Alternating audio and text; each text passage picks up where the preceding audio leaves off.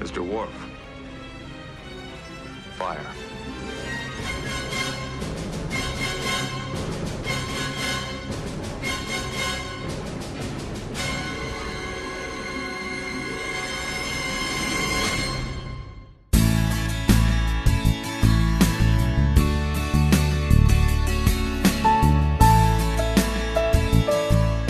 You know, Bruce, over the past year, we have had 3 series air, which means we've had 3 season finales to watch in the year 2020. So that's pretty cool. And I thought it would be interesting to dedicate an episode to talking about the season finales throughout the Star Trek universe. So I'm Dan Gunther. With me is Bruce Gibson. You're listening to Positively Trek, and welcome to our season finale discussion. But this isn't the season finale of our podcast. That's a good thing. We don't even have seasons on our podcast. No, exactly. But I feel like the title of this episode is going to be cheekily titled so that you think it's a season finale of the podcast. I don't know. I haven't come up with the title yet, but I feel like that's going to happen whether I intend it to or not. And so now the challenge for me is to come up with a cliffhanger for our podcast for this episode. Mr. Gibson. Fire. Dun, dun, dun, dun, dun, dun, dun. Will he be back next season? You know what, though?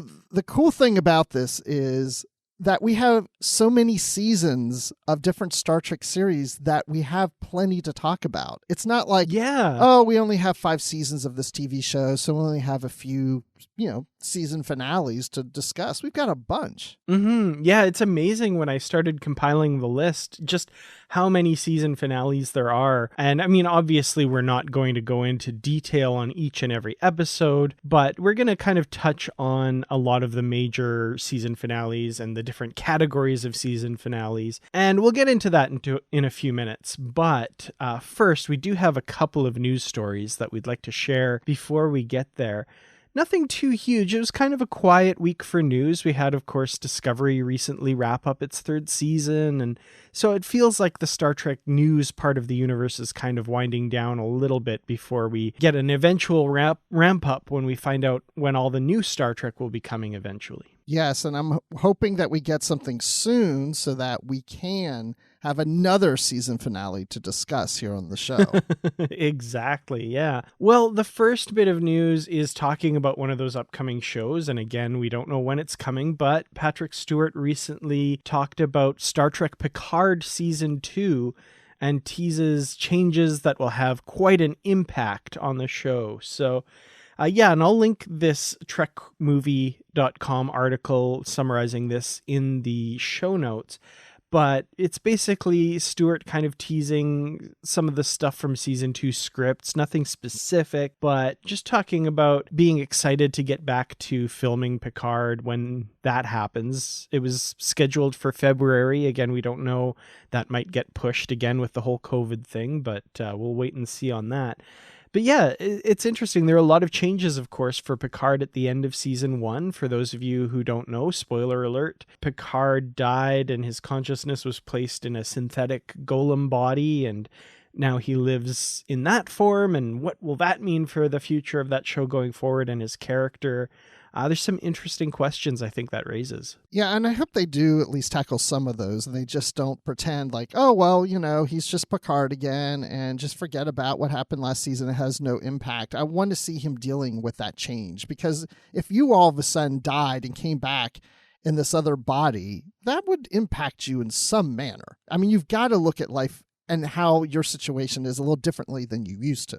Yeah, you'd think so. And that is brought up a little bit in this interview. There are a bunch of different ways they could go with it. And, one option is to just, like you say, just pretend everything's normal and go on with it, or to examine how that has changed his life. And yeah, I don't know. I'm curious to see where they go with it. I am very encouraged by a lot of the stuff that he says about the themes of Star Trek and the optimism and that sort of thing. And, he says that Star Trek has this strong element of a better future, but of course it's also reflective of the world we're living in, and the world's in a bit of turmoil right now and that kind of thing. And Star Trek will always kind of reflect stories that deal with that. So keeping it relevant and keeping it current is, I think, something that Star Trek does usually pretty well. And I hope that they paint the future of the Federation in a more positive manner than maybe they did last season. Because, when you want to reflect your world in sci-fi, a lot of times in Star Trek, it's usually reflected using another world or another species or some other entity out there that we learn from about ourselves in the current day. I don't necessarily want the Federation to always reflect how things are in our world today. You know what I'm saying? Mm-hmm. I get that for sure. Absolutely. I think the key is finding that balance between the two, and sometimes they hit, sometimes they miss. I don't know. I'm hopeful for the ideas of the writers and stuff going forward. So I'm a bit sad that Michael Chabon is no longer the showrunner for season 2, because I think that was a huge asset for season 1, and I'm curious to see what the new head writer has in mind for the show. So. The last thing he mentions in this interview, of course, is the scene that he shared with Brent Spiner at the end of the season finale for season 1 of Picard, which we'll actually talk a little bit about in our discussion, of course, about season finales. But it's really touching. He talks about the high emotions and how hard it was to film that scene. And I urge everyone to go check out this snippets of this interview, because it's definitely interesting to get that insight into how that all went down. It says that it comes from goldderby.com. I have never heard of this site. Gold Derby. Neither have I. Predict Hollywood races? I don't know what that is. What is that? Predicting Hollywood races. What? Celebrities running down the road in like foot races and they're predicting who's going to win? That must be it. Yeah, I think so. But at the same time, we're going to do a little snippet about Picard while the race is going on. Now, I don't know. I've never heard of Gold Derby, but that's interesting. I'm going to check out this site later. Yeah, for sure. Like I said, I'll have a link to the Trek movie article that I think does a pretty good job of summarizing the important bits. They're kind of like the Cole's Notes, or what's the American version? Cole's Notes of books? Cliff Notes, that's it.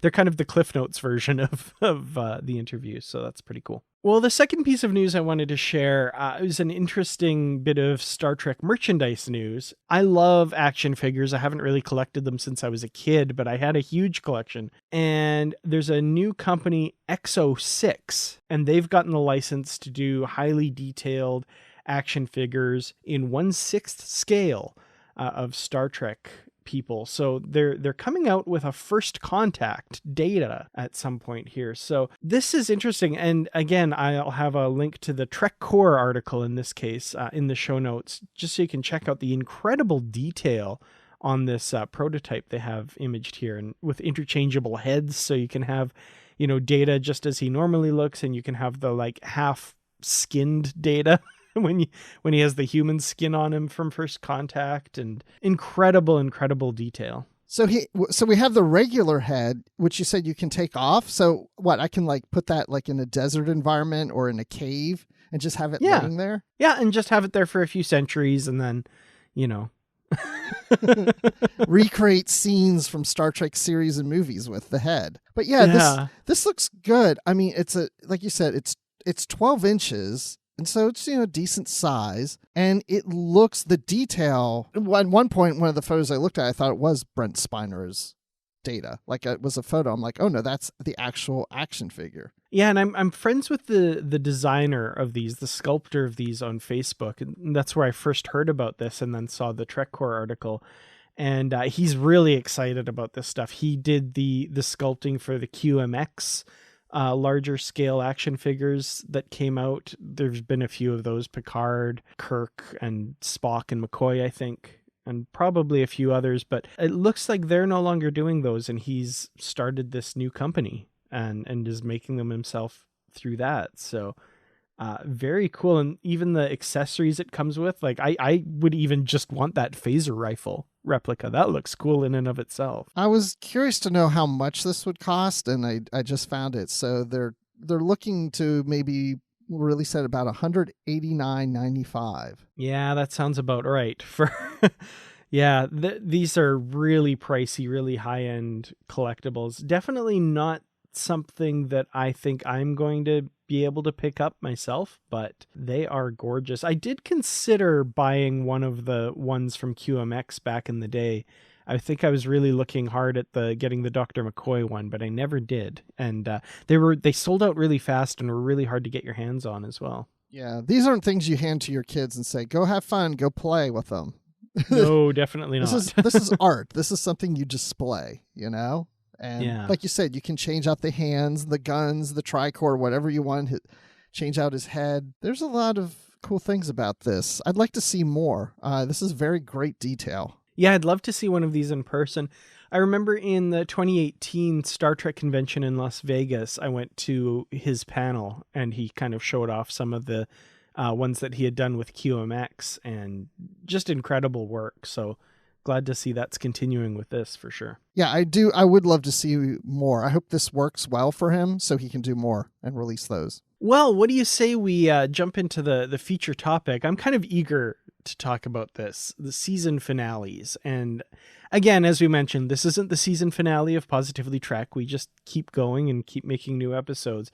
But yeah, we're going to talk about all of the season finale episodes from all of Star Trek. There are a few criteria for this list that I've compiled here. First of all, we're not talking about series finales, just season finales. So the final episodes of the respective Star Trek series we're leaving alone. Star Trek Discovery is coming back for season 4, so we will discuss the season 3 finale for everyone out there who believes that Alex Kurtzman's been fired and Discovery's not coming back. That's not true. Is that the cliffhanger for our episode, that Alex Kurtzman is fired? Oh, that would be sad. But the other thing I've done is I've broken everything into 3 different categories of season finale, because season finales are not all created equal. I think there's different categories and different types. Some of these could maybe straddle different categories. Maybe people won't agree with the categories I've put particular episodes in. Bruce and I, we're going to discuss that. So, maybe some of these you'll have some disagreement with, but the 3 categories I have are regular episodes. So this is a season finale that's just a regular everyday old episode, just like any other episode in the season. And it doesn't, link to the next season or have a cliffhanger or anything like that. It's just a standalone episode. The second category I have is a changed circumstances / soft cliffhanger. So this is one where it doesn't necessarily end to be continued, but something has changed and there's a new situation going forward for the next season that we're going to explore. And then the final one, of course, is a straight up cliffhanger. It's to be continued. It's, oh my gosh, what's going to happen? I need to wait however many months to find out what's going to happen next. I can't stand it. Been there, done that. And I'm curious about that because a lot of these I never lived through as a fan and only came to them later when I could just pop in the next DVD and find out what happened. So we have a different experience. So this is going to be interesting. Yeah, exactly. Especially for some of those legacy ones back in the early days of TNG. That one in particular that I know everyone out there is kind of probably on their favorites list anyway. I can't imagine. I don't know. We'll have to see. Yes. Well, okay, so let's jump right into this. So first of all, the first category, regular episodes. And it's probably going to be the shortest part to talk about because they're just another regular episode. So in this category, we have both the season 1 and season 2 finales of Star Trek, the original series, because things just weren't really done that way back in the day. There wasn't like a big season finale cliffhanger, nothing like that. It was just a season of episodes and then it ended and the next season started. And of course, also the season 1 finale of the animated series. So that's Operation Annihilate, Assignment Earth, and The Jihad from the animated series there. So not much to talk about here, especially in the case of the animated series, because of course it was just 22 episodes. Season 1 is 16 episodes.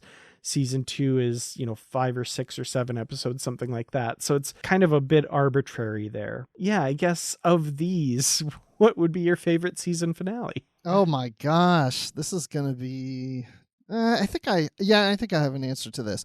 So of these 3, just to your point that, they didn't necessarily do season finale cliffhangers and things back in the day, and I was too young to watch these when they came out. As a matter of fact, I don't think I was born for the first one, but I was around for the next two, but I was fairly young. So when I watched these, I didn't know they were finales to any season. But of these three, the Jihad I'm not that familiar with. I've only seen it twice probably in my lifetime. I've seen Operation Annihilate many times, but I would say Assignment Earth is probably my favorite. I like the whole Gary 7 thing, and I know that was kind of a backdoor pilot, so it's a season finale, but it was also a pilot. Yeah, it's a fun episode. It's definitely a different one of the original series. So for those who don't know, that's the one where the Enterprise goes back in time to conduct historical research, because we know Federation starships do that all the time. And they meet Gary 7, who's plotting to destroy a nuclear missile, but, the crew doesn't know if his intentions are good or bad. And I think that's my favorite of the original series ones here that we're talking about as well. I really enjoy that episode. And it's definitely a lot of fun. So as far as the rest of the season finales that are considered regular episodes, just plain old regular episodes, the end of the Next Generation's first season, The Neutral Zone, where we see the Romulans for the first time in 50 years, apparently. And we also get the other story of the cryogenically frozen humans from the 21st century being unthawed. Season 2 finale, Shades of Grey, the clip show. Yep, that's a season finale. Yeah, we'll move on from that one. Deep Space Nine's season 1 finale, In the Hands of the Prophets. That's the episode where we meet Vedic Wynn at the time for the first time. And she comes aboard the station to protest Keiko O'Brien's school. And the school is bombed, and we have that whole plot of Vedic Bareil, the plot to assassinate him. Voyager's first season finale, Learning Curve, that's with the recalcitrant Maquis that Tuvok has to train to kind of bring them up to Starfleet standards. There's an interesting story behind that one. That one was not actually meant to be a season finale. They ended up saving a few episodes from season 1 to carry over into season 2. Which made that kind of just an arbitrary stopping point for the season. And then randomly, Voyager's 4th season finale, right in the middle of a string of cliffhanger endings, we get Hope and Fear, which is where we meet Arcturus and the USS Dauntless, the fake Federation starship that has quantum slipstream drive. And kind of randomly there in the middle of the series, another non-cliffhanger finale that's just another episode. So an interesting collection here. So should I pick my favorite of these 5? I think, if we want to take all 8 of these, if you want to pick your favorite of those, I think. So from the category of regular everyday old episodes, which is your favorite of these season finales? So just that that there's I've never really done a full rewatch of from season 1 through whatever of any of these series. I kind of jump around, and some of these things I probably haven't seen since they originally aired.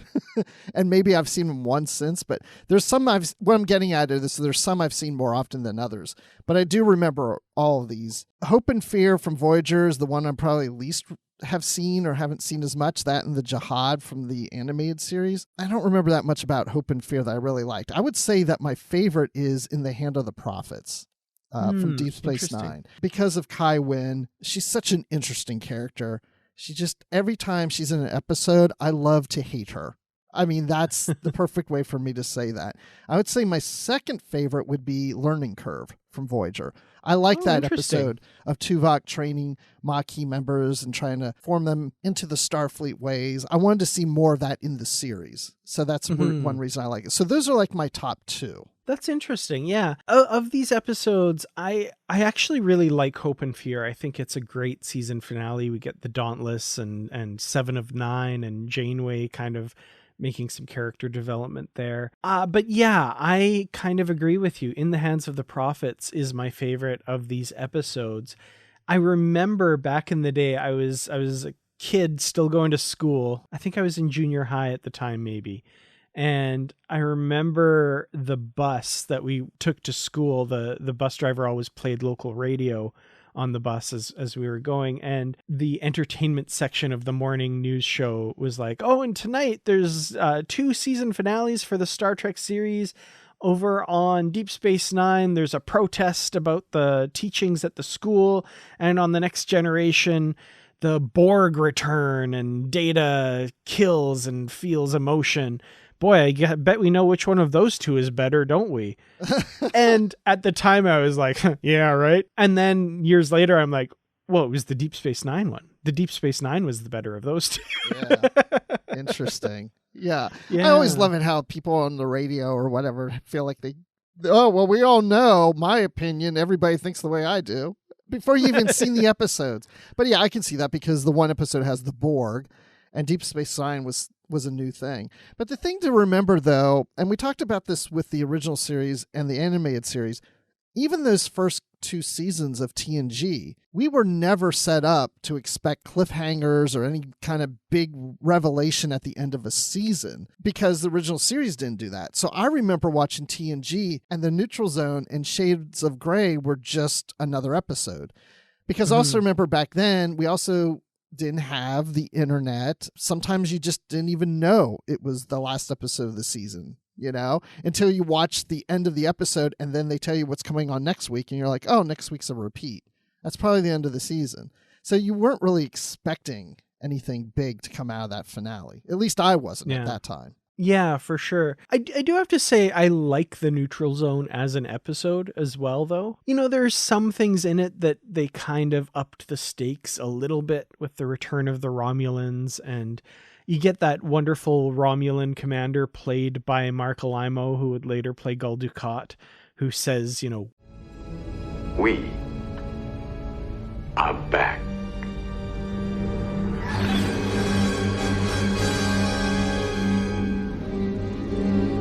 I think our lives just became a lot more complicated. That's a good delivery there. I really like that. So it's not a bad episode. It's just, doesn't have the gravitas of some of the other season finales. But when I was looking at this list and I saw that, I was like, oh, I didn't even remember that was a season finale. I knew that I know the episode, but I was kind of surprised it was a season finale because the Romulan thing was pretty cool, but the guys from the 20th century thing I didn't really care for that. Yeah, no, fair enough. It's funny, the episode right before it, Conspiracy, feels a bit like a season finale if you watch that. And at the end, it's like the homing beacon calling the bug aliens that took over people in Starfleet Command. The Enterprise recedes in the distance and you hear it beeping into deep space. That kind of feels like a season finale, interestingly enough. It does. It makes me wonder if the production order flip-flopped the episodes. Like in production, maybe that was the last one. I don't know. It may not have been. But sometimes when we get these episodes back then, they air not in the order that they were produced in. Yeah. I will say also this episode introduces one of my favorite Star Trek ships of all time, the D'Deridex class Romulan warbird.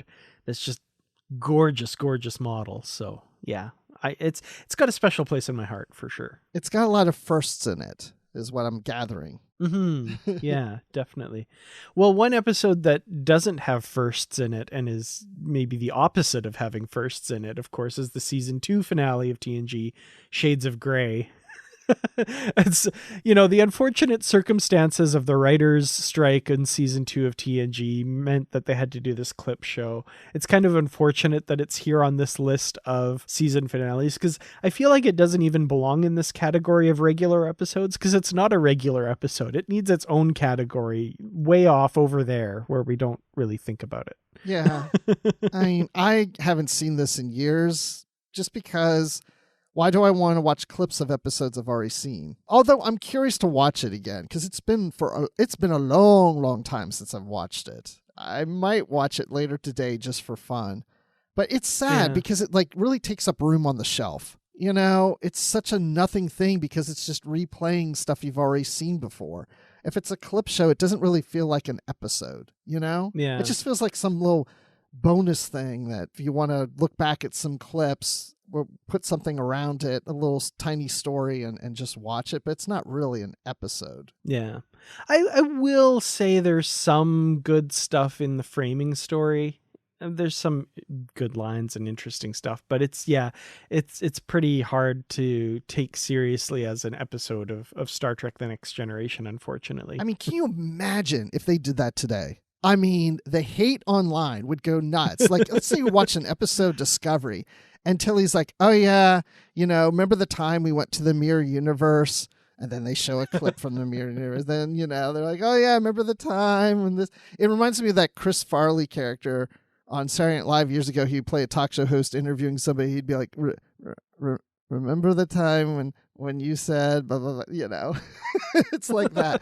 Like, I don't want to see that in an episode. What's funny is my wife and I are currently rewatching The Golden Girls, which is a show that I remember from when I was really small, and it's really good. Like, there's some really great stuff in it. There's some stuff that hasn't aged well, but it's generally a really good sitcom. There are so many clip shows. Like, usually the season finale, or at least a couple of the season finales, are like a 2-parter clip show, an hour-long clip show where they, just all this stuff that, of course, we're binging it on Prime. So we've just watched all of this. Like, it's not like these are years apart or we're watching an episode a week for a few months with a few months off. We're binging the whole show, and all these clip shows, but we don't want to skip them because you don't want to skip an episode. But then again, that's a good point, because at the time it was different.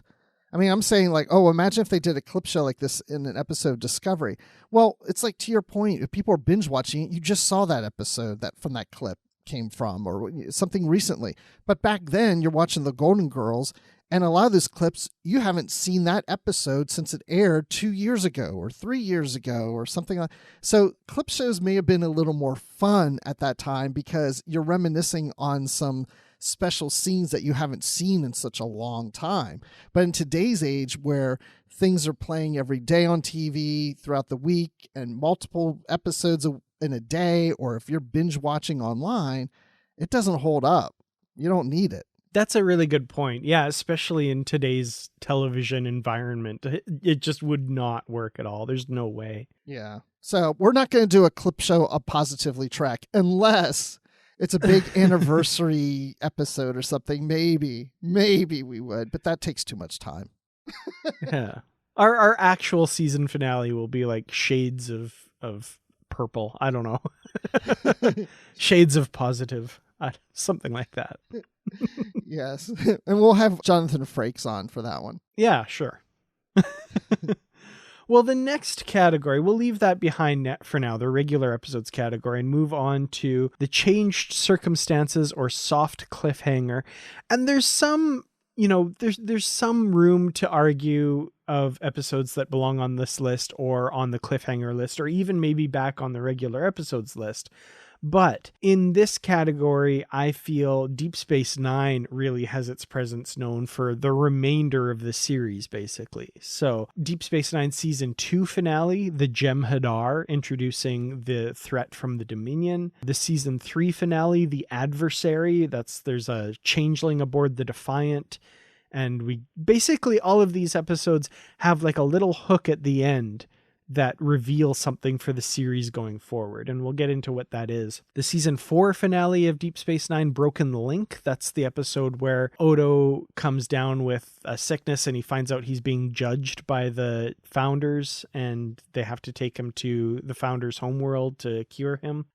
Deep Space Nine season 5 finale, Call to Arms. That's the beginning of the Dominion War where they mine the entrance to the wormhole. The season 6 finale, Tears of the Prophets. This is the one where Dukat attacks the orb and causes the wormhole to close and attacks and kills one of the main characters of the series. It's been many, many years. I don't think I'm spoiling anything, but we'll talk about that. So be warned if you haven't watched that. The Enterprise season 2 finale I put on this list as well, The Expanse, where the Earth is attacked by the Xindi and the Enterprise goes into the Delphic Expanse to hunt them down. And then also in this category, I have basically all of Discovery's season finales. And again, arguments can be made whether they belong here or somewhere else, but season 1 finale, Will You Take My Hand, which is the end of the Klingon War And then we get the last little bit where the Enterprise shows up. The Discovery Season 2 finale, Such Sweet Sorrow Part 2. The Discovery goes through the wormhole to the future. And just recently, the Discovery Season 3 finale, That Hope Is You Part 2, where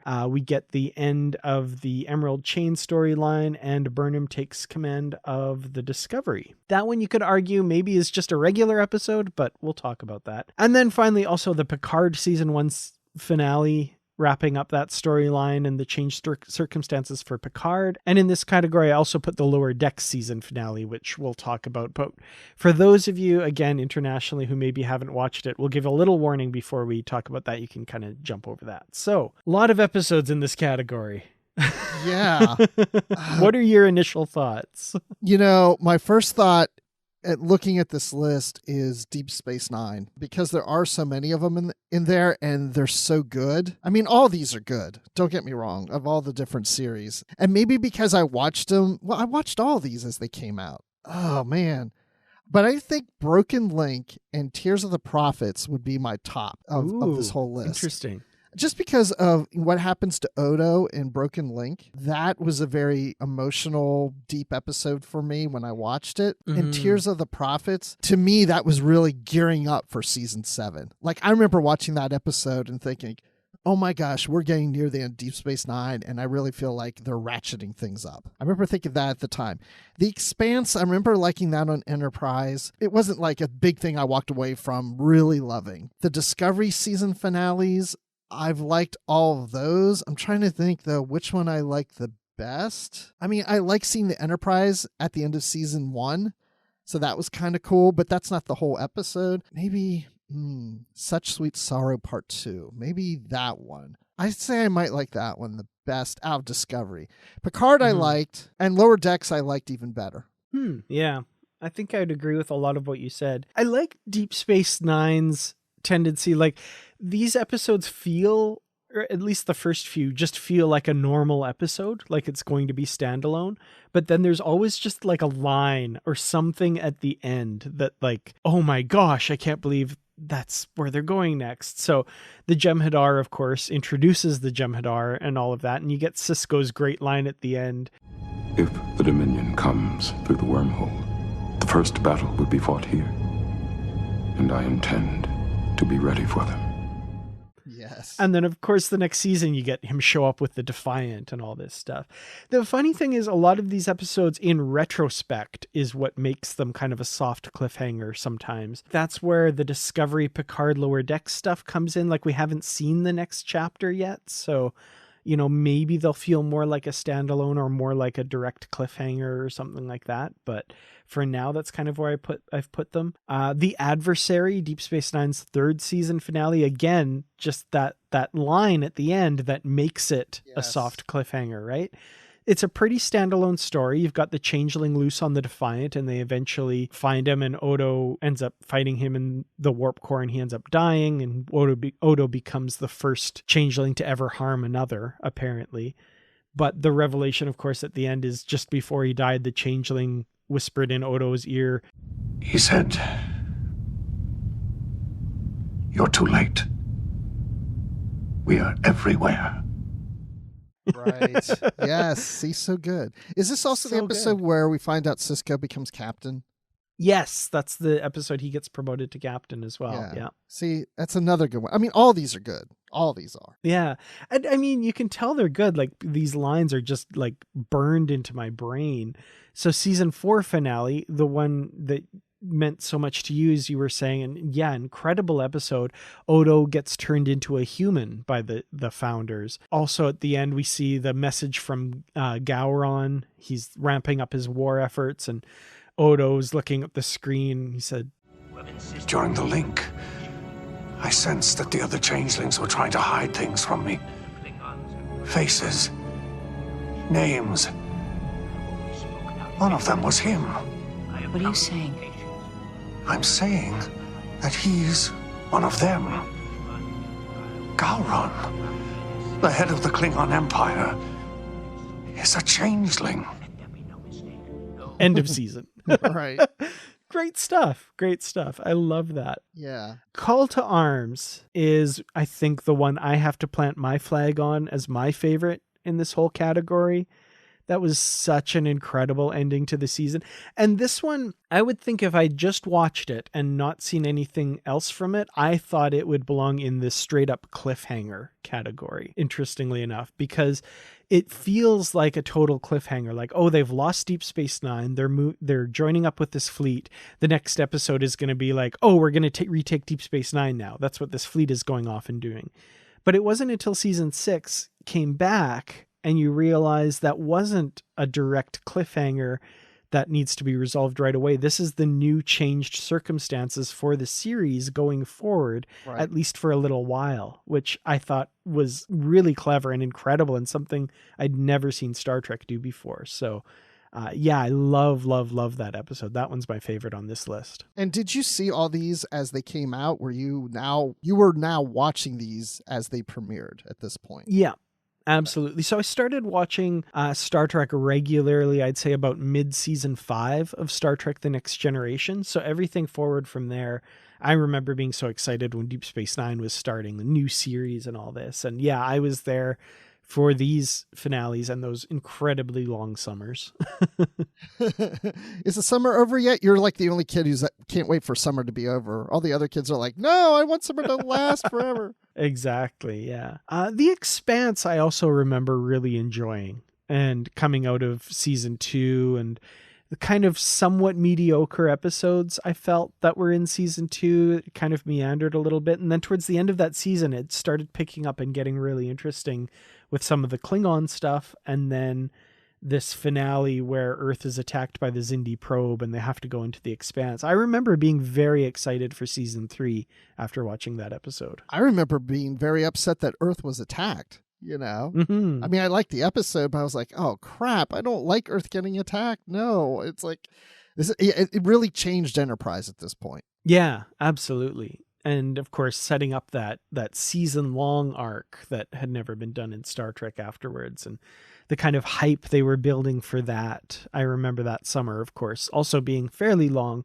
not as long as the height of Deep Space Nine for me, but I was still really excited for the new season. I remember hearing they were going to toughen up Archer, that he wasn't going to be as nice of a guy. He's going to have more of an attitude, be more of a badass. Yeah, I remember that. See, yeah, and the internet was fairly ubiquitous at this time too. Yes. So, you know, the message boards and the news releases and stuff, I remember following really closely, trying to get every little tidbit I could about what was going to happen in the next season and stuff. I remember seeing the message boards. I almost felt like I was one of the few Star Trek fans watching this series at the time. Yeah. There were a lot of people who were like, I'm not going to watch it. It's a prequel. We got to go forward. I'm not going backwards. I won't watch it. I won't watch it. I'm like, watch it. Come on. It's Star Trek. It's still in the future. It's not true Star Trek, though, because whatever reason. Ugh. Yeah. Some things never change, right? Some things never change. Anytime I hear stuff like that now about new series, I go, oh, yeah, I remember hearing this about Enterprise. And now I hear everybody saying they're watching Enterprise and loving it. The more things change, the more they stay the same. Yeah. Yep. You're going to hear somebody in years from now say, I did not give Discovery a try. I was not interested. I didn't want to see it. And now here it is 10 years later. And I actually love it. I've been watching. It's really good. I'm like, yeah, duh. Well, speaking of Discovery, we, of course, have all 3 Discovery season finales on this list. And yeah, Will You Take My Hand? Seeing the Enterprise, of course, that was fun. But again, it just kind of felt a little bit stuck onto the end of the episode. Like, we've wrapped up the main thing. There's no cliffhanger story-wise, really, except why is the Enterprise here? What's going on? Fun to see the Enterprise. Not my favorite.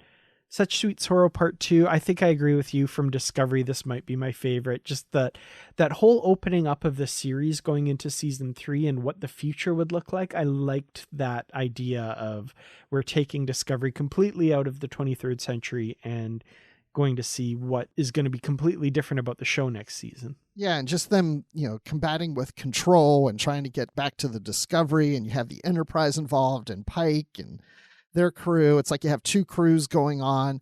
I really like that one. Kind of remains to be seen about this most recent season finale from season 3. And this was a tough one to put on this list. I almost put it in just the regular episode list, but I kind of moved it to this one just because, there are changed circumstances. Burnham is now captain of Discovery and they're starting out on this new mission. I don't know. Do you think it was a good one to put on this list, or should it have gone in just the regular episode list? Maybe? It doesn't feel like a regular episode to me. It feels like a season finale that's setting things up for the next season, because Burnham gets promoted. Saru is on Kaminar. So yeah, there's a lot of things that you come out of the episode thinking, well, what's going to happen next? Because Discovery is going to go and help the Federation and bring planets back into the fold. And I feel like it's really kind of planting the flag of where we're going in next season. It doesn't feel like a regular episode to me. Yeah, fair enough. Okay. And then, of course, the other two that we don't know what the next season's going to look like. So it's a little bit in flux. The Picard finale, Et in Arcadia Ego Part 2, and Lower Decks, No Small Parts. So yeah, both of these, I think we have big things happen in them that change things fundamentally about the series for next season. So that's why I put them in this category. I enjoyed them both. I think they're both really good episodes. But like you, I think Lower Decks edges it out for me. I really enjoyed how that season wrapped up. Yeah, the season finale Picard wasn't my favorite in Picard. I love the scene with Data. Mm-hmm. I guess, I don't know. I mean, there's just some things about it. I haven't watched it in a while, but I just remember feeling that it maybe is like a little rushed or a little clunky at times for me. I don't know. It wasn't as good as some of the other episodes, I thought. Yeah, I really enjoyed a lot about Picard, and the finale was good. Like, I enjoyed it, but it did feel like a lot of stuff got wrapped up pretty quickly. Yeah. But I'm kind of glad they did that, though, because now we're going into season 2 with something a little more fresh, starting something new up, and I'm curious to see where that goes. So I like that let's wrap up the seasons and move on to the next season. I think that's why this is probably my favorite category, what you call changed circumstances, soft cliffhanger. This is what I would prefer at the end of a season, not just a regular episode and not really a cliffhanger. I like the more soft like cliffhanger thing, like you're saying. It's like it wraps up the story for the season, but there's enough little Easter eggs, nice little hints and things there of where the next season's going to go, where you're like, I'm curious what's going to happen next. But as we get into this next section about cliffhangers, that's where it's torture. Because when you have a cliffhanger, to your point, you're like, oh, now I got to get through the whole summer. I mean, still, even with the soft cliffhangers, you're like, oh, I want to see what happens next. But you're not walking around going like, what happened?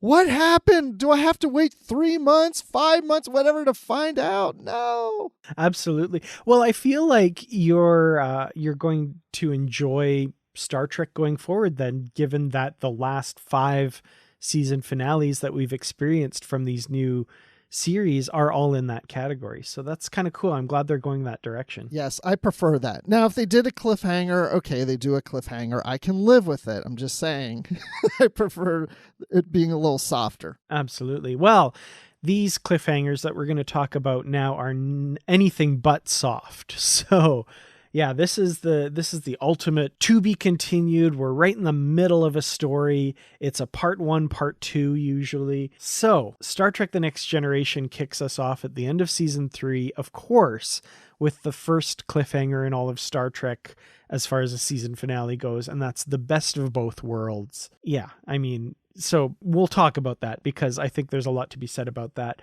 The remainder of TNG does cliffhangers from that point out. So season 4 finale, Redemption. Season 5 finale, Time's Arrow. Season 6 finale, Descent. And then most of Voyager, with a couple exceptions. So Voyager season 2, we get Basics. That's when they lose the Voyager to the Kazon. The season 3 finale, Scorpion. I feel like this one's going to be pretty high on a lot of people's lists as well, as a really great season finale and a really long summer. Season 5 finale. So we skip season 4. That one didn't have a cliffhanger. Season 5, Equinox. Another really great, strong season finale, I think, that a lot of people might enjoy. And the season 6 finale, Unimatrix Zero. And then we have 2 from Enterprise. So the end of season 1, Shockwave Part 1 was the cliffhanger that season. And then this one might be a little controversial. I kind of put it here. I think there is definitely a direct cliffhanger in this one, even though it was wrapping up the previous season stuff. and the cliffhanger is kind of disconnected from the rest of the episode. The season 3 finale, 0 Hour, I put in this category as well, but maybe up for debate. So let's start with the TNG cliffhangers. What are some of your thoughts on these? The best of both worlds. I would say this kind of contradicts what I said earlier, but I would say out of all the cliffhangers, this is my favorite. But it's probably my favorite out of all the season finales. I think, again, because of the time. Because I do remember watching this, and yes, it was driving me crazy how it ended. It was like, okay, what's going on? I want to see what happens next. Now I got to wait through the summer. But also at that time, this is when I was really getting into Star Trek. It was that summer when I started reading the novels. I started filling my summer with Star Trek. And so when the next season premiered, I was ready. I was more educated about Star Trek. I've been watching a lot of TOS over the summer. There was a lot going on for me. But the best of both worlds really just solidified what TNG could be. You know, like there was so much writing in this, and not just what TNG could be, what Star Trek on TV could be. It could be more cinematic. There could be more intensity in it. There was just so much there. And just that ending with Riker and the unknown of what's going to happen with Picard and the Borg are some of the biggest baddies now that we have. It's such a big episode, and I think a lot of people focus on it. Yeah, it was painful to have to wait all summer to find out what happens. And like I said, I don't really want to go through that again.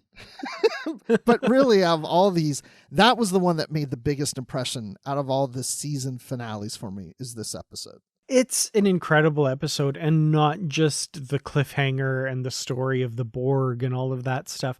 So many elements in this episode come together to make it incredible. I think the soundtrack is one thing that just really solidifies this as a terrific episode.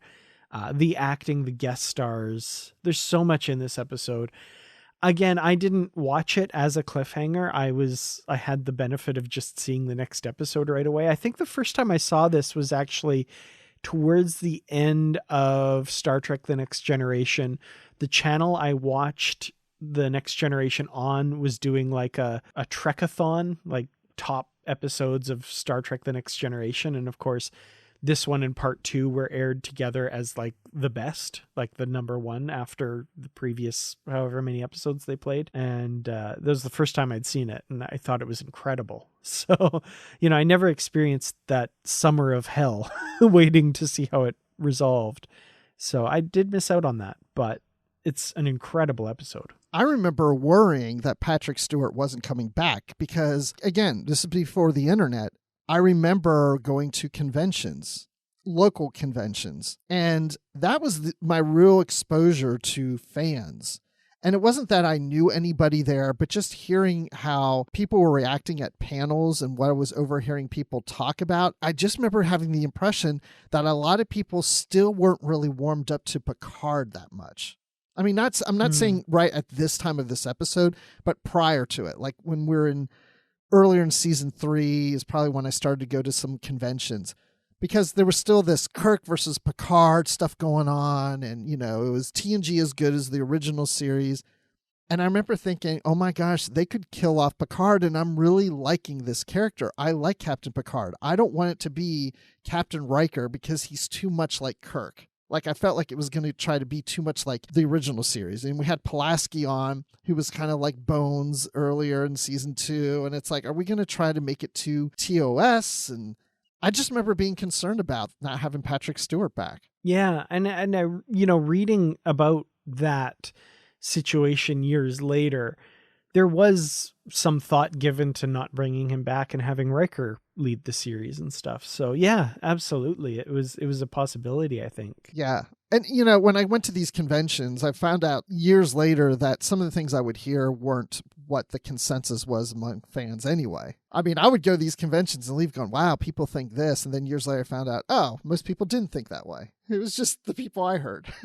It's kind of like if you stick to certain groups on Facebook and certain, you know, message boards and stuff and don't read other stuff, you'd think like everybody feels this way about Picard or Discovery or whatever else, So yeah, I think there's certain areas of fandom that kind of get a little insular and assume everyone feels the same way they do. So I think we still see that today. Absolutely. Yeah, I remember there's one panel, and I don't know why it was called out, but they called out the Star Wars novels that had just come out by Timothy Zahn, the Thrawn trilogy. And I remember someone shouting from the back of the room, "Yeah, and they suck." And the whole audience applauded. And I was like, oh my gosh, people really hate these books.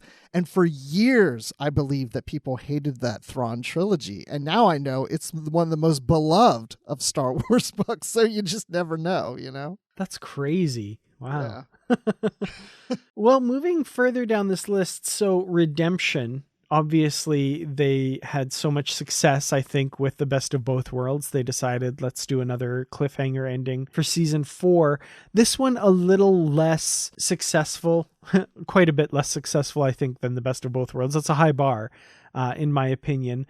I remember, and again, I didn't experience the summer, but I do remember kind of rolling my eyes at the reveal of Sela, because also I had seen Sela in other episodes. I watched this completely out of order, but her line at the end of season 4.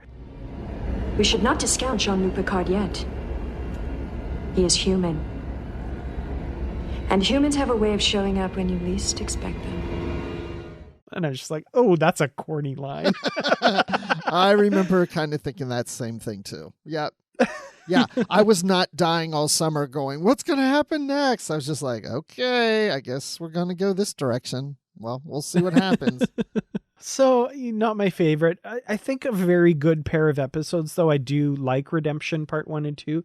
Some very strong stuff in both of those episodes. But yeah, the cliffhanger definitely wasn't one that just grabbed me. And if I'd watched that over the summer, I'd be fine waiting. Yeah, and it was just a little off-putting to see Denise Crosby as a Romulan. I just remember thinking, oh, so we have to work her back in because she left and now she wants to come back? Like, I don't know. It was okay. Well, the next one, the TNG Season 5 cliffhanger, and this has the distinction of being the first cliffhanger in Star Trek that I lived through. Like, I remember watching this and wondering what the heck was going to happen next season. I've heard apparently there's some areas of fandom that don't like these episodes. I love them, and I don't know if it's because of the age I was when I watched them and I just like absolutely loved them. But I watched these episodes. This is where they find Data's head in a cavern underneath San Francisco, and they go back in time, or Data ends up going back in time and meeting with Sam Clemens, Mark Twain, and Guinan is there. I remember that summer like looking up Mark Twain in libraries and finding out more about him and learning all about him and his writing. I hadn't really been exposed to it before that. And that's what I remember about this, is really fueling my love of literature and that sort of thing. And Sam Clemens, Mark Twain especially. So this has a special place in my heart. I really enjoy these episodes, and I think Jerry Hardin does an excellent job playing Sam Clemens. So I don't know. I know there's differing opinions on that, though. Well, Mr. Data, I have a different opinion about this episode than you do.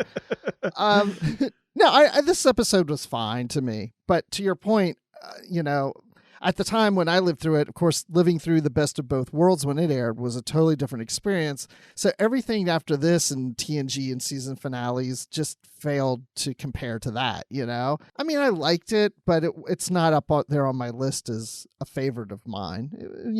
I was wondering through the summer what's going to happen, but I wasn't dying to know. Yeah, I wouldn't say I was dying to know either. It was just, I really enjoyed it. I thought it was a fun episode. And so the season 6 finale was another one, of course, that I lived through, and I remember that summer. This was one where I felt a bit of that, like more of that, oh, I really wonder what's going to happen. And it ended on that line with, it was the Borg and Lore and Data, and they show up at the end, and Data comes out and he says, the sons of Sung have joined together. And together, we will destroy the Federation. And I'm going, oh my goodness, what's going to happen? This one I feel is tainted a bit by a letdown of part 2. I really did not enjoy part 2. It captured my attention at the time, and I think it did what a good season finale needed to do. I didn't care for this one as much. Then again, I think it's because I don't like Lore. I'm not a big fan of the character of Lore. It has nothing to do with Brent Spiner's portrayal of the character. He just annoys the crap out of me. It pisses me off. And it was just like, oh, great. And now we have Data joining him. I mean, again, I was interested and I wanted to see, what happens. I got to wait through the summer to find out. But because it was Lore, that's why this is not one of my favorites. Just because, he really irks me. Yeah. Fair enough. So I think it's pretty safe to say that our favorite TNG finale is the best of both worlds. I think we both agree on that. Yes, absolutely. All right. Well, now we've got the Voyager cliffhangers. So basics, the end of season 2. This was the one where the Kazon captured the Voyager, landed on that planet, kicked everyone off, and took off. And we don't know what happened to Tom Paris. It looks like his shuttle blew up, and we know the Doctor's still on Voyager, and so is Suter, the serial killer Maquis guy. I really enjoyed this one when it first aired, and this was one summer where I was wondering what the heck was going to happen. I remember this cliffhanger being substantial for me. Really? Wow. Yeah. So did I. I actually liked this one. Okay. I was too. I was like, what is going to happen now? I don't really care for the Kazon, but there's so much going on in this one, and the crew is stranded, and what's going on with Paris? I think because there's so many what ifs, like what's going on here, and what if this happens, and what if that happens? I really remember really liking this one. This was one cliffhanger that I was aching to know the answers all summer long. Well, the next cliffhanger, of course, at the end of season 3, Scorpion. And like I said, I think this one's going to be high on people's lists as well. The Borg, we get the Voyager entering Borg space. We meet species 8472. The end of the episode has the 8472 attack, destroy the planet, while the Borg have Voyager in their tractor beam, and Janeway's attempting to negotiate an alliance with the Borg, of all things. I remember this summer being really long as well. Not just because of this episode, this was also the same summer as Call to Arms, with the Sisko and his crew losing the station. So that summer was like a double whammy to me. And this episode, like Call to Arms and like The Best of Both Worlds, had a really killer soundtrack as well. Really original music composed for it. And I remember that really being a reason I liked it as well. I used to tape on VHS Star Trek episodes, and I remember watching this one and Call to Arms over and over and over again that summer, waiting for the part 2. Yeah, I liked this episode too. I'm trying to think. I think, though, I liked Basics a little more. And I think because when I saw Scorpion at the time, I thought it was interesting that Janeway's trying to negotiate with the Borg, but at the same time, I didn't like the idea that you can negotiate with the Borg. So that kind of bothered me. I was like, I want the Borg to be really somebody difficult. And this is where I felt like maybe we were softening the Borg a little too much. Yeah, I do remember feeling that a little bit as well, for sure. Yeah. So that's why I would knock this down a point from Basics. Season 5 finale, Equinox, we have Captain Ransom of the USS Equinox, another Federation ship that was brought to the Delta Quadrant by the Caretaker. Voyager meets up with them. They're under attack by these life forms, and it turns out that they've been using them to power their modified warp core to get home faster. The cliffhanger for this one wasn't one that I was extremely, worried about all summer or anything like that. I do like this for the story. I thought it was an interesting moral dilemma, and how Janeway would react confronted with a fellow captain who had broken his oath so severely, and what she would do and how far it would push her. I enjoyed these episodes, but not my favorite, I would say, but definitely up there. I'm with you on this one. And I watched this recently, like just a few months ago, and rewatched it, because I saw it when it first came out. But yeah, to your point, I wasn't waiting all summer to find out, what's going to happen. But as the story goes, like you said, I found it interesting because we see Voyager in this situation in the Delta Quadrant and how this Federation ship handles themselves. But not every Federation ship is the same. Not every crew is the same. And different circumstances play out. And it just kind of shows you how things could have gone in a different direction with someone. So, yeah, I enjoyed this episode. This is a good one. I would definitely recommend to watch this part 1 and then part 2. Well, finally, we have the Voyager Season 6 finale, Unimatrix Zero, and this is the episode where 7 of 9 discovers there's this hidden virtual reality called Unimatrix Zero, where some Borg drones go mentally when they regenerate, and they're kind of organizing a resistance and an uprising against the Borg collective. Not a bad pair of episodes, but definitely not my favorite, not my most memorable when it comes to Voyager. I do like what it means for 7 of 9 and her character development, but this was not one that I was really worried about over the summer or anything like that, and not one that I've gone back to revisit very recently, other than a total rewatch of Voyager a couple years ago. So yeah, I don't know.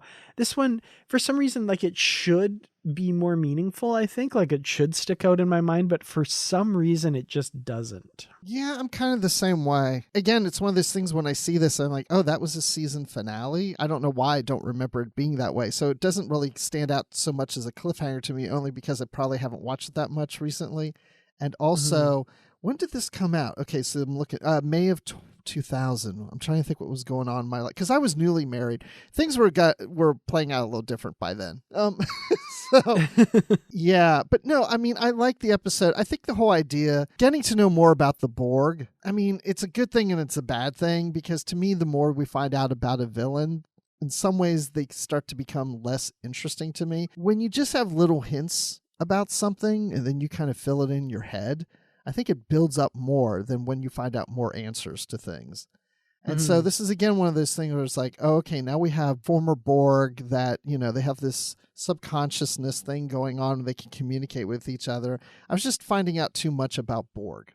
And it's not that I don't like it, but that's why I wouldn't put this, again, high up on the list. Yeah. And then like the direct season finale, like the actual cliffhanger, was Janeway, Torres, and Tuvok all being assimilated. And the last shot we see of them are as full Borg.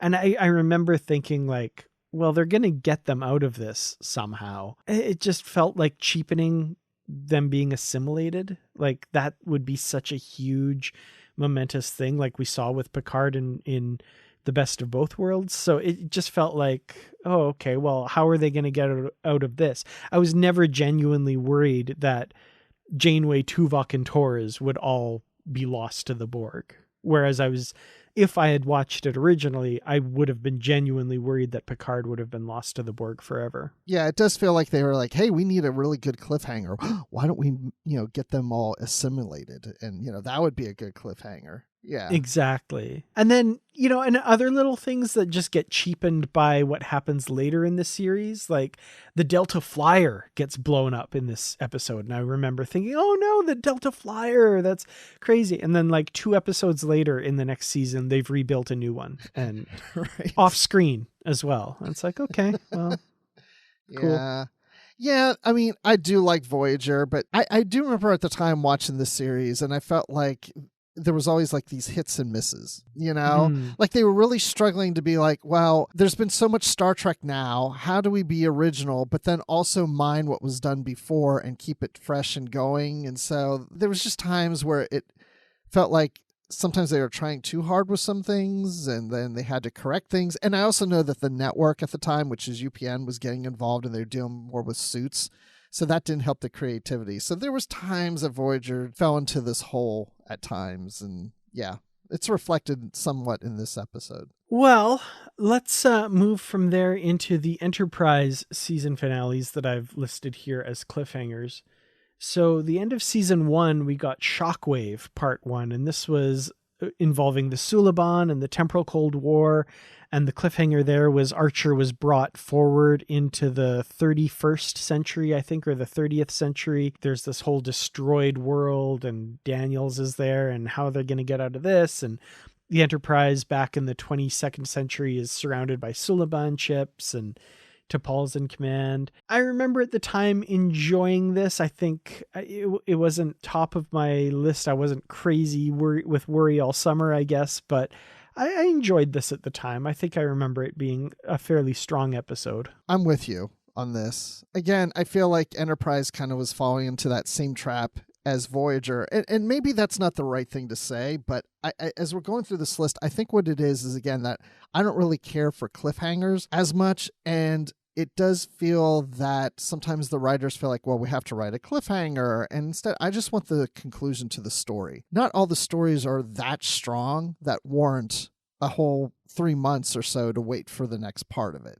You know what I'm saying? Like, this is good enough, but I think the soft cliffhangers are better format. Well, speaking of writers having to write a cliffhanger and feeling that they need to do that, that brings us to the last one on this list here, the season 3 finale, 0 Hour. Now, this one could go on a different list, but it's a tough one to categorize exactly, because the actual episode is the wrap up of the Xindi weapon storyline, and Archer's on the Xindi weapon and it explodes, but he doesn't make it off in time. The Enterprise returns to Earth. They try to hail Starfleet Command. There's no response, so they send down Mayweather and Trip in a shuttle pod, and they end up getting shot at by P-51s.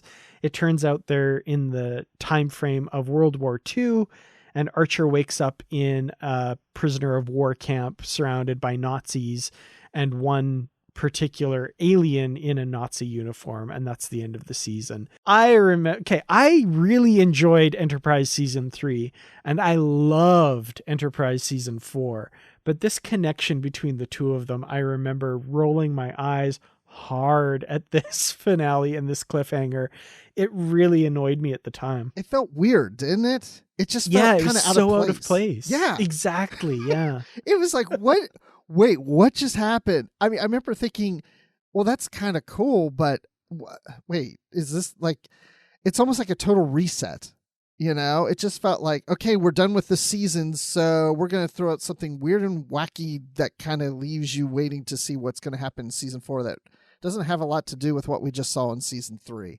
And I'm like, what is happening here? Yeah. And to your point, when we get to season 4, we kind of resolve it, but then it's like they kind of settle things out and get back to normal again. And I even remember Trip has a line in that next episode in season 4 where he's frustrated and he's like, I just thought we were going to head back home, and now this all happened. And I'm in the audience going, yeah, like what the hell? Right.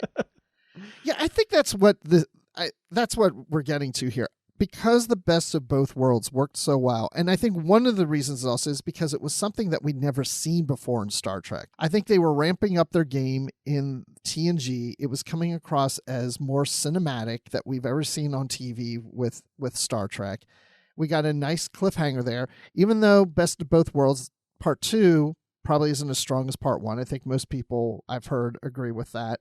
But it was such a good cliffhanger that now it seemed like every time somebody wanted to do a cliffhanger, they felt like they had to live up or do something like that or whatever. And it's not always going to be a hit. I'm not saying any of these cliffhangers are bad. I'm just saying that sometimes they don't work as well as they intend to. So TNG, I think our favorite season finale is The Best of Both Worlds.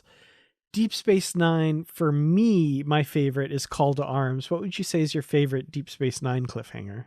Or, sorry, not cliffhanger, season finale. I'm going to say either Broken Link or In the Hands of the Prophets, I think. Oh, wow. Okay. Again, excellent. Kai Wynn is somebody I love to hate, where Laura is somebody I hate to hate. I don't know. I think I just like Odo a lot. I like the character moments with Odo. I got to go with Call to Arms for that one. That just like so grabbed me watching that. Voyager. What would you say is your favorite season finale for Voyager? I'm going to say it's with Learning Curve and Basics, which is funny because those are the 2 earliest seasons. That's funny, yeah. Yeah, I got to go with Scorpion for Voyager, just for sheer. Like, I mean, I'm usually about, the quiet, contemplative, deeper meaning episodes, but those episodes just kicked butt. Like, I really liked Scorpion. I thought that was good. And Enterprise, maybe a little bit tougher as far as picking a favorite. I would say 0 Hour, because even though what we just talked about with it just stood out in my head for the longest time of like, that was weird and crazy, where Shockwave just didn't stick with me as much. Yeah, Shockwave definitely didn't stick with me.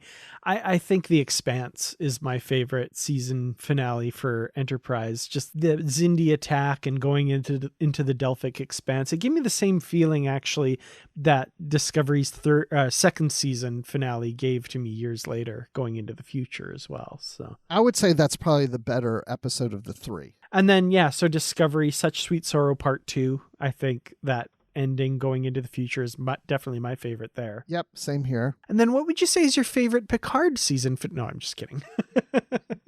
Oh, well, you know what? What about short treks? This was another thing I was going to bring up. Now, I haven't included short treks here because there's no real season finales. It's a disjointed series of short episodes. So, yeah, I don't think we could say that The Escape Artist is the season 1 finale of short treks, and either Ephraim and Dot or The Girl Who Made the Stars is the season 2 finale. I can't remember which one. I consider Children of Mars as the season finale. Oh, I guess that would be the last one. Yeah. But again, it's so disjointed from the rest of the episodes that they're just all so standalone. I don't think they would count as a season finale. No, I agree. When you said what's your favorite season finale, Picard, Children of Mars popped in my head. That's why I was like, oh, wait, what about short treks? Oh, that's a good call. Yeah. I'm going to say this. Season 2's finale of Picard was my favorite. Even though it hasn't been done yet, I'm expecting it's going to be even better. Well, I can't wait for season 3's finale for Lower Decks. I think that's going to be on my list there. Oh, then I'm looking forward to that one. Well, before we started recording, I also posted in the Positively Trek discussion group, just kind of asking for people's thoughts on season finales in Star Trek and what's their favorite and why. So I'm just going to pop over there and see if we've had a few people answer yet. You guys are fast because, Dan just posted this right before we recorded, and we've got it looks like 5 comments? Yeah, a bunch of 5 main comments and some like sub comments as well. And it looks like some people commented on some individual photos as well. So I also posted just kind of a collage of photos from various finales. So Casey Pettit says, if we're talking other than the Best of Both Worlds Part 1, which a lot of people seem to agree is kind of in a category all its own, then I would say Such Sweet Sorrow Part 2. That episode wrapped up Disco Season 2 and left us with quite a cliffhanger. We were between stories, so we weren't waiting on a conclusion. Instead, we were going to a new time almost 1,000 years into the future. What will that look like? What kinds of stories can they tell in the distant future?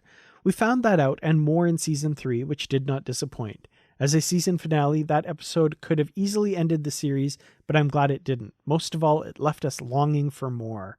That's a really good point. I absolutely agree with everything there for sure. I like that last statement. Left us longing for more. Not left us wondering what's going to happen next. Just left us longing for more. That's why I like the soft cliffhanger type episodes. Absolutely. Reading through some other comments here, a lot of love for the Best of Both Worlds. So Brian Krosinger says Best of Both Worlds Part 1 really stands out. Eddie Galson says, I think Best of Both Worlds is most people's. For me at the time, I'm in grade school, 4th or 5th grade. TNG was the only genre show on that I can remember. Hercules and Xena were still a couple of years off, so this was my life at this point. After telling Mr. Worf to fire, that was a long summer. Right. Absolutely. And Karen Heish, sorry if I've mispronounced your last name, says Best of Both Worlds is epic just because of the cliffhanger. Call to Arms is another favorite with a surprising ending that leaves you wanting more, even though I know they'll get DS9 back. Yeah, that one, those two are way up there for me as well. It's been a while since I watched Call to Arms. I need to go back and watch it again. Yeah, definitely. And Jonathan Hamilton actually ranked every season finale the other day and has a list of his top 10 here. So I'm not going to read out your entire list, but I would encourage anyone listening to this episode, go check out the Positively Trek discussion group on Facebook. Add your thoughts about what your favorite season finale is and why, and check out Jonathan's list here. I think it's a great list. And yeah, I think he includes series finales as well, which we haven't done, but yeah, great list of 10 excellent episodes if you're wanting a definitive list of great season finales. So thanks so much for that, Jonathan. Yeah, I agree with your number one. Gee, I wonder which that one is. Well, if you want to share your thoughts on this episode and anything that we talked about, again, like I said, Positively Trek discussion group on Facebook. Just answer the questions, agree to the rules, we'll let you in. And check out Positively Trek on Twitter. We're at Positively Trek. And we're also on Instagram at Positively Trek. And email us at positivelytrek@gmail.com to share your thoughts with us as well. And Bruce, when you're not spending most of your Saturday morning talking with me about what your favorite season finales of Star Trek are, where can we find you? You can find me on Twitter at Admiral_Rex. And you can find me, of course, on Facebook and also in our Facebook group. And I'm occasionally on the Star Wars Report. And I'm on an upcoming episode of the 602 Club talking about the new Star Wars, the High Republic novel, Light of the Jedi. Ooh, that sounds cool. Well, you can find me on Twitter at Kertrats, Kertrats, and on youtube.com/Kertrats Productions, where I make videos about mostly Star Trek, but also some other stuff as well. And of course, every week, bringing you a new episode of Positively Trek. So until our next episode, make sure to stay positive.